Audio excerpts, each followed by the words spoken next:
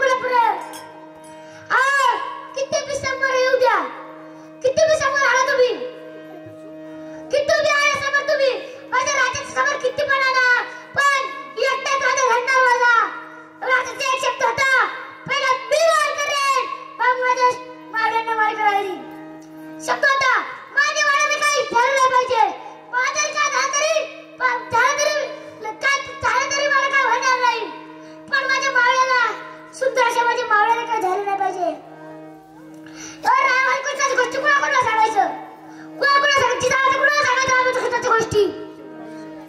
शिवरायांना संभाजी महाराजांना गोष्टी काय सांगायच्या, तरी माझा राजा ऐकत नव्हता, माझा संभाजी राजा ऐकत नव्हता. संभाजी राजा तरी लढतोय. अरे पण माझ्या संभाजी राजा कोणाची भीती नव्हती. माझ्या मुलाला पण माझा राजा भेट नव्हता. माझ्या डोळ्यात राजा ह्याच्या मुलापुढे पण त्या मुलापुढे माझ्या दोन्ही राजे झुकले नाहीत. कळा झुकले तर माझे धर्म जपके बोला जगदंब जगदंब जगदंब मातेचा जप का केला. जगदंब जगदंब जगदंब जगदंब प्रत्येक किल्ल्यावर जगदंब जगदंब जगदंब जगदंब मातेचा जप का केला. तुम्ही आता जेव्हा बघतात रायगड किल्ला कुठे हैबत झाले. आम्ही शास्त्राला वर्णन इथून घ्या. सौदर्य सगळे परी गेलेले आहेत. पण त्या रायगड किल्ल्यावर काय शुभाच्या मूर्ती आणलेले. हा काय धर्माची जागा त्यांनी